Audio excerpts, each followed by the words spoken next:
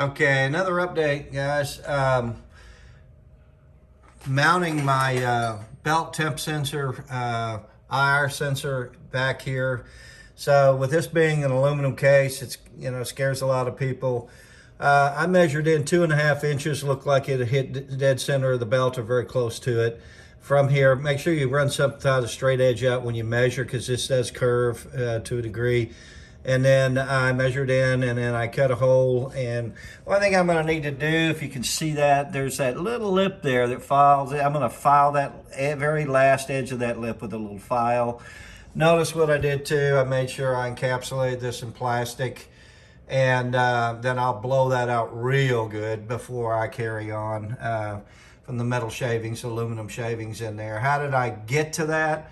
I really didn't have to take anything off but the tube and the cover. I used one of my trusty DeWalt tools that I continue to buy over the years. So it's an angle drill, worked out perfect. I started with a skinnier bit, and then once the skinnier bit went far enough down to where it was almost ready to poke the belt, I switched to a fatter bit, which got me stepped down into there. And it really cut it really nice, if you can see. Nice clean cut hole. She's going to mount enough threads on the other side to get it in, and it's going to be, a nice professional mount in there. Shouldn't have any problems. So running my wires, I've taken the side panel off and encapsulating a lot of stuff in neoprene as I run it down there to protect it.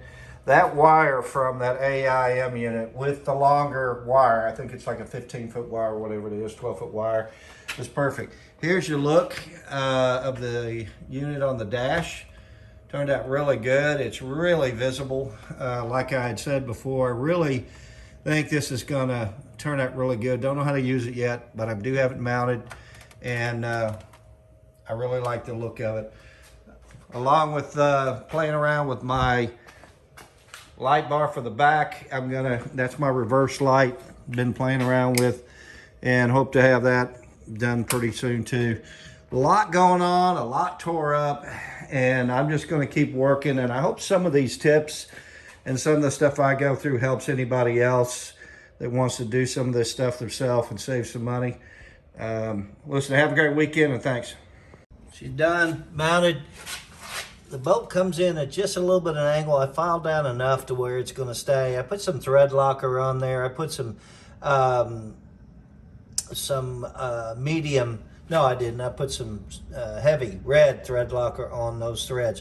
That's a 2-part threaded unit, so the base threads in, and then the sensor threads into that. So I used serious thread locker on that so it doesn't vibrate loose with the motor, and I use medium blue thread locker on that when it goes into the base there, and that way I don't worry about it vibrating or giving us any problems down the road there. And then I've zip tied the lines and made them up, down, and over, and zip tied in here and down, and then zip tied to some of my cables going in the back all the way up and in. This will all be enclosed, and I'm going to zip tie a couple of spots right here as well.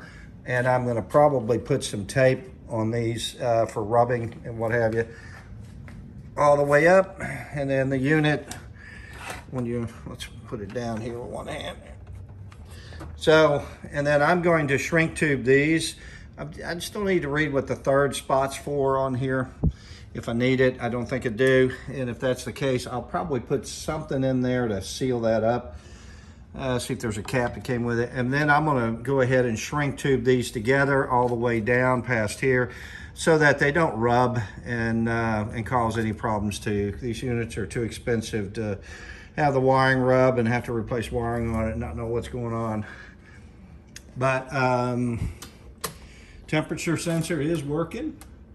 It's reading the belt, 54 degrees, looking good. And again, I'll figure out how to program it later.